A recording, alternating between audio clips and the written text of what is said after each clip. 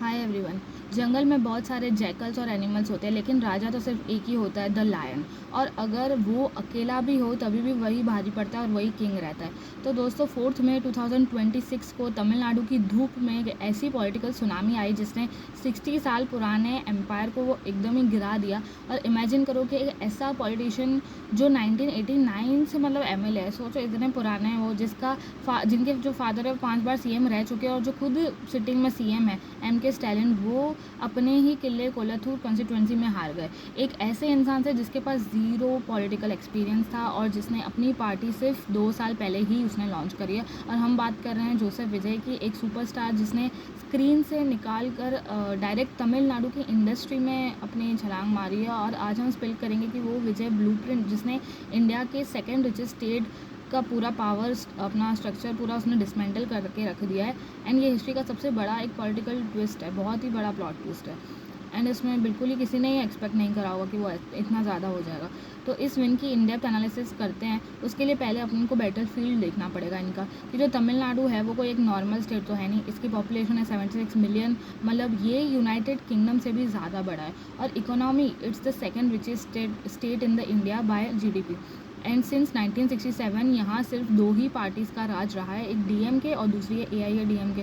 तो 59 ईयर्स तक हर इलेक्शन या तो पार्टी या तो जीतती थी या तो पार्टी ए जीतती थी या तो पार्टी बी जीतती थी। आइडियोलॉजिकली ये अलग थी, लेकिन 2026 तक आते आते दोनों बिल्कुल ही मिड लगने लगी थी। दोनों साइड से वही करप्शन एलिगेशंस थे उनके ऊपर, वही वेलफेयर स्कीम्स, और दोनों ने मतलब एक दूसरे को डराना धमकाना ये सब बंद कर दिया था। और पुराने रिकॉर्ड्स के अकॉर्डिंग 1977 में लेजेंड एमजीआर ने अपनी पार्टी लॉन्च करके 33.5% वोट्स के साथ रिकॉर्ड बनाया था। एंड 49 साल तक किसी ने इस रिकॉर्ड को टच नहीं करा था। लेकिन अभी 4 मई 2026 को विजय ने 35% वोट और 108 सीट्स लाकर सारे रिकॉर्ड सब तोड़ दिए। तो 30 साल की इनकी ग्राइंड थी इसके पीछे। लोग कहते हैं कि विजय की जो है ओवरनाइट सक्सेस हो गई है, बट एक्चुअली ऐसा नहीं है। 30 साल से सब चल रहा था। और तमिलनाडु में जो बहुत सारे फ़ैन क्लब्स हैं इनके, उनका सीन बिल्कुल ही अलग है। यहाँ जो फ़ैन क्लब्स हैं ना, वो सिर्फ पोस्टर नहीं लगाते हैं बाकी जगहों की तरह। यहाँ पे मतलब फ़ैन क्लब्स में भी एक क्या बोलते हैं, प्रेसिडेंट होता है, ट्रेजरर होता है, और मेंबरशिप के कार्ड्स होते हैं, और एक मतलब प्रॉपर इंस्टीट्यूशन की तरह वो लोग काम करते हैं। और विजय के पास 2024 तक 85,000 फ़ैन क्लब्स थे, मतलब बहुत ज़्यादा होता है। तो 85,000 कोई ऐसा छोटा मोटा नंबर नहीं समझ रहा। अगर हर क्लब में 25 भी एक्टिव मेंबर्स अगर हम माने, तो उनके पास 2 मिलियन ऑर्गेनाइज लोग पहले से रेडी है। इतना तो मतलब कोई किसी के लिए नहीं करता होगा जहाँ पे इनके फ़ैन क्लब्स ने इनके लिए इतना सारा करा है। ये लोग सालों से ब्लड डोनेशन ड्राइव चला रहे हैं और पता नहीं क्या क्या चीज़ें कर रहे हैं। फ्लड के टाइम पे खाना भी बांटते हैं। और बेसिकली मतलब एक पैरेलल सोशल इनकी ऑर्गेनाइजेशन थी। नॉर्मल पार्टीज़ का ऐसा ग्राउंड गेम नहीं है। जो दूसरी पॉलिटिकल पार्टीज़ है वो इतना ज़्यादा ऑन ग्राउंड उनका नहीं है, या जो बूथ लेवल प्रेजेंस हम कह सकते हैं वो नहीं है। ये बनाने में डेकेड्स और हज़ारों मतलब करोड़ों लग जाते, तो भी लोगों का किसी का इतना फेम नहीं होता है जितना इन्होंने कर दिया अपना। और आरएसएस को बीजेपी का जैसे बैकबोन मानने में 30 साल लग गए, लेकिन विजय ने वही स्ट्रक्चर अपने फ़ैन क्लब्स के ज़रिए फ्री में खड़ा कर दिया। 2024 में उन्होंने सिर्फ टीवी के मतलब तमिल वेत्री का जगम रजिस्टर करा था, लेकिन उनका कोई इंफ्रास्ट्रक्चर पहले से इलाइट लेवल पर था। मतलब भले हमको ऐसा लगता है कि इसने 2 साल पहले रजिस्टर करा, बट इनका काम बहुत पहले से चलता था। और fan club president, district coordination बन गए थे, और डोनेशन कैंप, इलेक्शन रैलीज, ये सब चीज़ों में ये सब बदल गया था।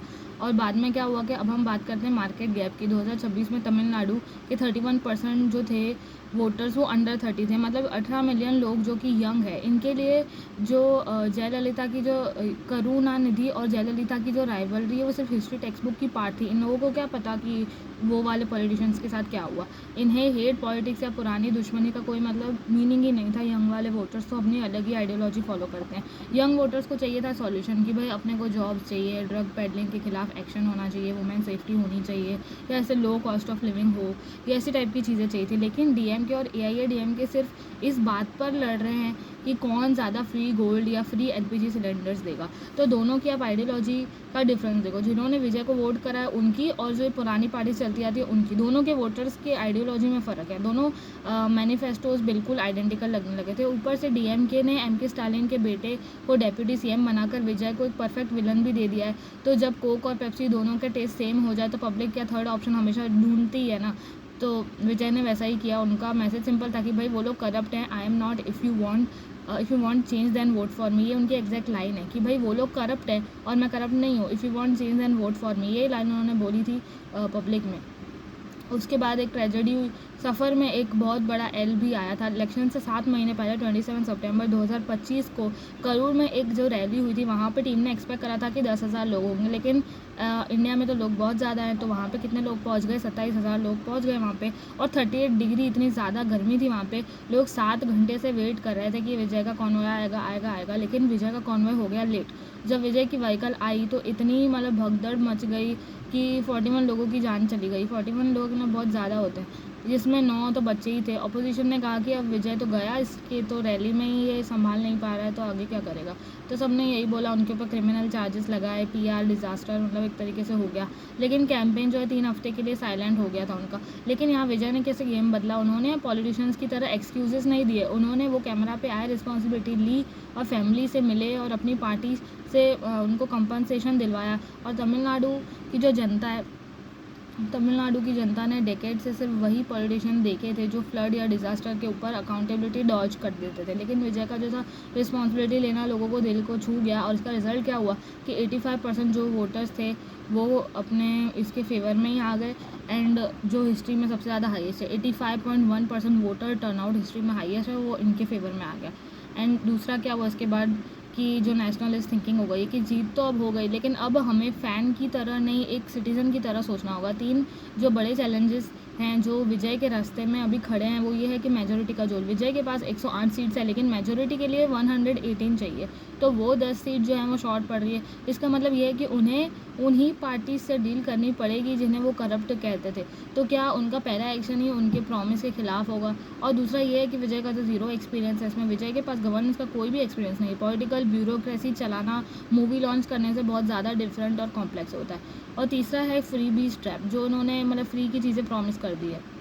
विजय ने स्टेट के सबसे बड़े फ्री भी मैनिफेस्टो दे दिया है कि भाई 8 ग्राम सोना ब्राइड को देंगे, 2,500 monthly for women and 15,000 school parents को देंगे। इनका कॉस्ट जो है वो बहुत ज़्यादा पड़ेगा, इनको थाउजेंड्स ऑफ करोड्स बनेंगे इस कॉस्ट के। अगर डिलीवर किया तो स्टेट की इकोनॉमी क्रैश हो सकती है, और नहीं किया तो फैंस जो है वो उनके अगेंस्ट हो जाएंगे। तो फाइनल यही है कि विजय की जो स्टोरी है MGR की तरह लेजेंड तो बन गई है, या सिर्फ एक कॉशनरी टेल बनेगी, वो तो आगे जाके पता चल गया पड़ जाएगा। ये आने वाले जो 18 मंथ्स हैं वो उसमें तय करेंगे कि इनकी स्टोरी कैसे निकल के आती है। और इलेक्शन जो जीतना है वो तो सिर्फ एक ट्रेलर होता है, असली मूवी तो अभी स्टार्ट होने वाली है। तो आपको क्या लगता है कि जो विजय है वो तमिलनाडु के मतलब G80 गोट बन पाएंगे कि नहीं बन पाएंगे, तो आप अपना कमेंट ज़रूर करना।